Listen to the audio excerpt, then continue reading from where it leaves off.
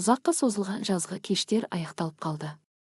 Көктемнің сұрғылт, жауын шашынды кезі жақындап келе жатты. Ол көшелерді жылдам суға толтырып, ой шұқыр жолдарды шексіз өзенге айналдырып жіберетіндей еді. Терезе алдында тұрған әйел бұл жаздың соңғы күн сәулесі көкжиекке сіңіп бара жатқанын қарап тұрды. Іші уайымға толы, жабырқау болатын, қайғыға себеп те аз емес еді. Қаржылық қиындықтар, баласының әлдебір есалаң қызбен асығыс үйленіп кетуі, солай бір зейнет жасына таяп қалған, ал қосымша табыс көзі енді жоқ. Осы үйде бәрі бірге тұрып жатқанда қалай тамақ асыраймын деп ойлана беретін. 4 адамнан тек екеуі ғана жұмыс істейтін, өзі Ақмарал апай және келіні Аяжан.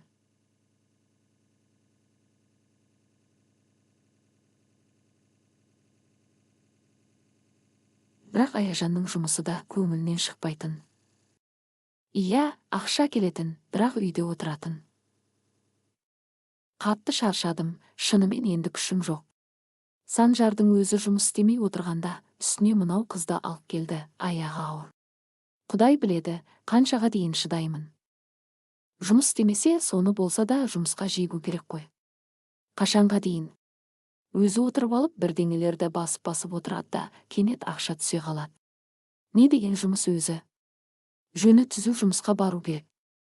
Деп ашуланды әйел. Күйеуі артынан келіп құшақтаған сәтте, осы қызды ертерек әкелгенде ЗАГСқа баруларына жол бермес едім. Айтқанымды ұмытпа. Енді кеш, аяғы ауыр. Жарайды, Ақмарал, қойшы енді. Болары болды. Қыздың өзі жаман емес. Ақшада бәрінен көп әкеледі. Сөгуге хақымыз жоқ. Ал баламыздың таңдауы болса, ол өз еркі, бұл талған мәселесі, деді күйеуі сабырлы дауыспен. Жұбайын тыныштандыруға тырысып, әйелі кенет бұрылып, оған бұрды. Енесі оны жай ғана ұнатпайтын емес, өлердей жек көретін. Аяжанның не істеп жүргеніне, қалай ақша тауып жатқанына, өмірі мен түріне мән де бермейтін, ол үнемі кінә іздеуге дайын тұратын.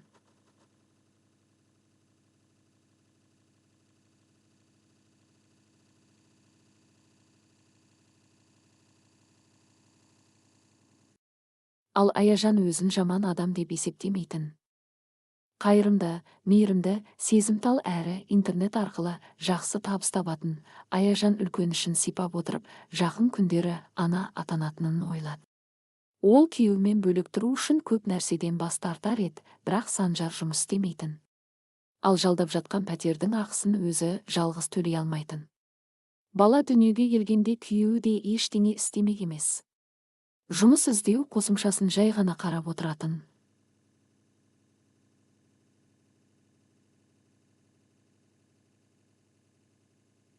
Ештеңе тап.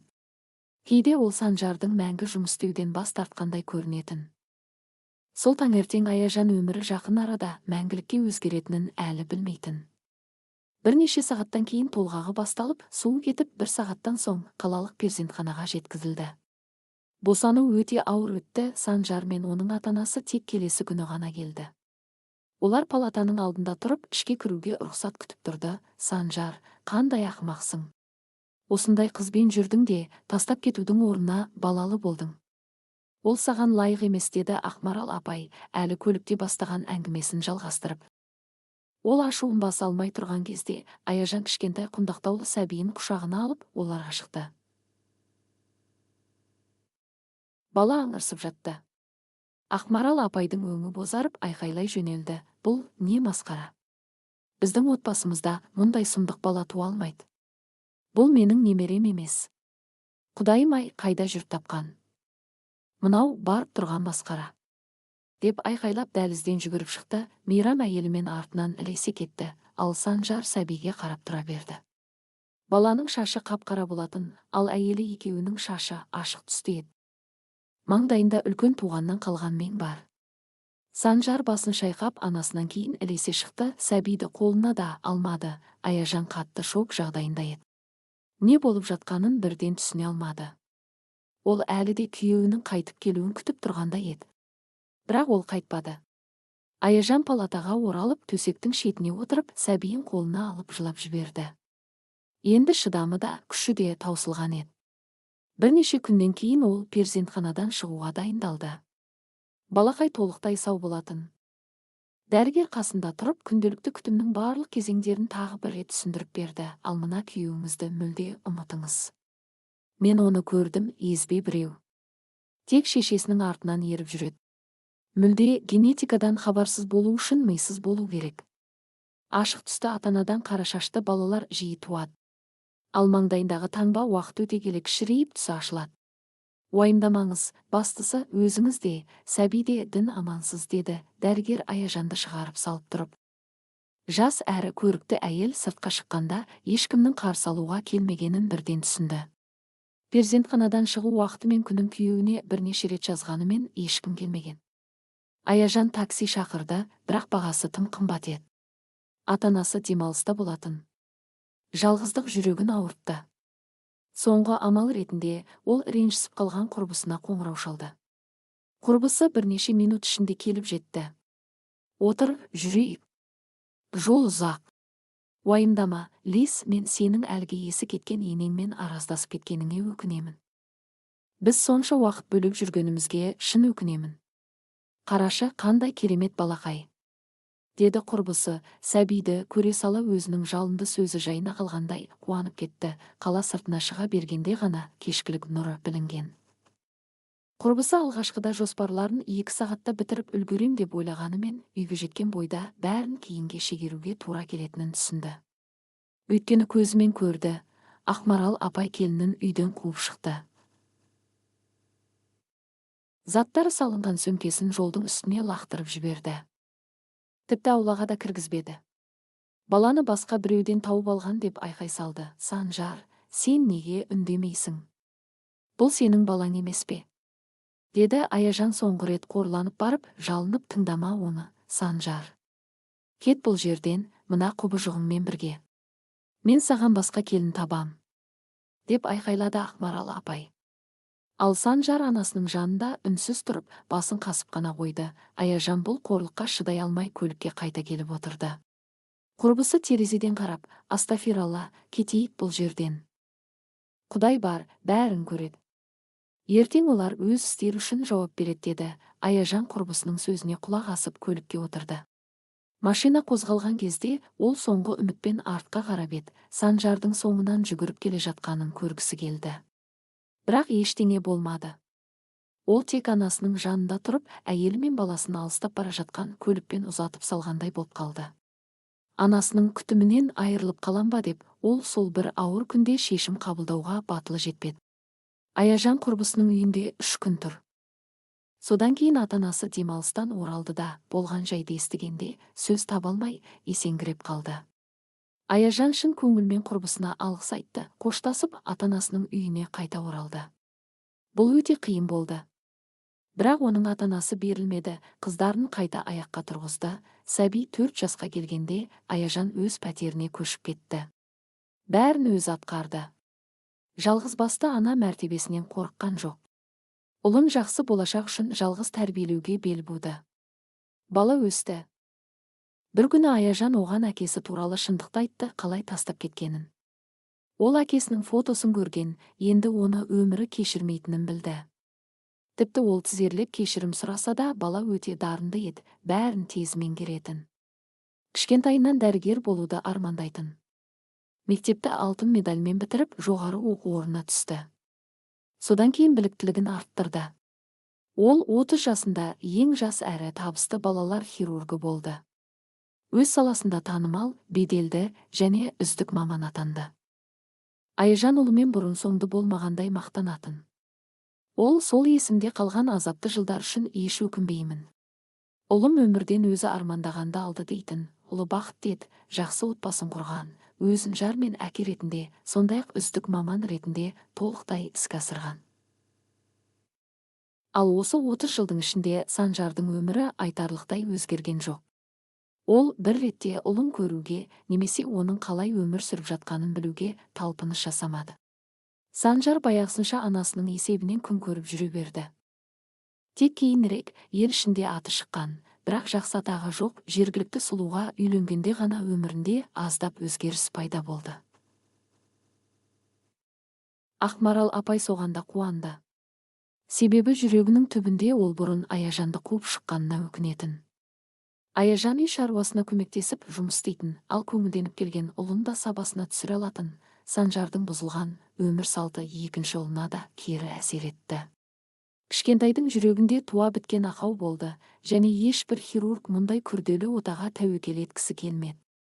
Санжардың әйелі ауру баламен әуре болып, ауруханаларға тасып шаршады. Ақыры бір еркекпен танысып, күйеуінің көзінше онымен бірге қашып кетті. Санжар дәрігер іздеуден үмітін үзді. Бірақ бір күні сәті түсіп, жеке клиниканың жарнамасын көріп қалды. Сол күні ақ ол анасы екеуімен бірге жинала бастады. Алайда дәрігердің қабылдауына кезек өте үлкен болып шықты. Бір ай күтуге тура келді. Тіпті ол да баланың шұғыл көмекті қажет еткені үшін ғана. Күткен күн келіп, олар дәрігердің кабинетінде отырды. Бірақ ол кешігіп жатты. Қарт ана ашуланып, жұдырығын түйіп, мазасыздана бастады. Алайда дәрігер кіріп келген сәтте екеуі де тілсіз қалды. Алдарында тұрған ер адам Санжардың егізіндей, тек шашы қара, маңдайында сол баяғы бозғыл туа біткен таңбасы бар. Сол сәтте олар бір кездері жаңа туған сәбиімен бірге анасында есіктен қуып шыққандарын ұқты. Екеуі де тілсіз қалып, көздері бақырайып баласы мен немересіне қарады. Ал ол, Егор, оларға сабырмен көз тастады. Ол да оларды бірден таныды. Себебі балалық шағында сан мәрте суретке қарап, өз-өзінен мен не істеп қойдым, неге мені қабылдамады деп сұрайтын. Уақыт өте келе, ол мәселе анада да, өзінде де емес, осы адамдардың ішінде жатқан қатыгездік пен немқұрайлылықта екенін ұқты. Ол оларға сөз қатпайтынын түсінген кезде, Ақмарал апай тізерлеп тұрып, әйгілі балалар хирургінен жалынып көмек сұрады. Баланың жағдайымен таныстым. Дүйсенбі күні операция жасаймын. Сол күнге дейін ол ауруханада болуы тиіс.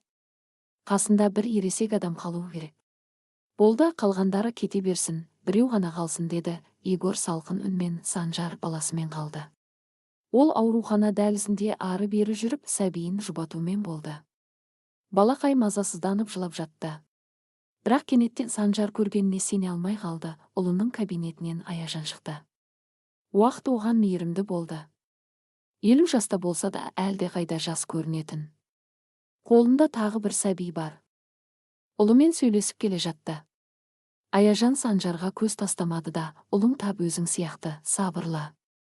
Маша уайымдамасын, сәбиге бәрі жақсы. Отадан кейін тынығып алсын, деді Аяжан. Немересін құшағына басып, Санжар бұрынғы сүйкімді әйеліне мұңлы көзбен қарады. Аяжан ұзап кетті, ал ол баласын ота бөлмесіне келді. Операция күні келді. Дәрігерлер ұзақ сағат бойы операция жасады. Соңында Егордың өзі шығып, баламан. Операция сәтті өтті, деді. Санжар шаттанып, аурухана табалдырығын босатамыз деп ойлады. Сол сәтте ол, балам, мен саған бір нәрсе айтқым келеді деп бастаған еді. Бірақ Егор оны бөліп жіберді. Сен маған әке емессің. Ұлым деп айтуға хақың жоқ. Сенің балаңды аман алып қалдым. Бірақ сені де, шешеңді де ешқашан кешірмеймін, деді де кабинетіне кіріп кетті. Санжар болған жайттан есеңгіреп, есік алдында тұрып қалды. Іштей, ол шын мәнінде қаншалықты қателікке бой алдырғанын енді ғана түсіне бастағандай еді. Ол өзіне бұлай болмауы керек еді деп жазғырды. Өмірінде ересек, табысты ұлы болуы мүмкін еді. Бірақ ол бәрін жоғалтты. Аяжанды шешесінің ықпалымен үйден қуып шыққаны үшін, жаңа әйелімен бас қосқаны үшін, дұрыс таңдау жасамаған үшін. Санжар клиниканың баспалдағынан түсіп, сәбиін құшағына алды. Машинаға отырып, ауылға анасына жол тартты. Әкесі қайтыс болған соң, Ақмарал апай тек жалғыз ұлымен бірге тұрып жатқан. Санжар әлі күнге дейін жұмысқа тұрмаған, анасының зейнетақысына күнелтіп жүр. Іштей мұның бәріне ренжулі еді, бірақ болған жағдайлардың ішінде өз кінәсін көрмейтін.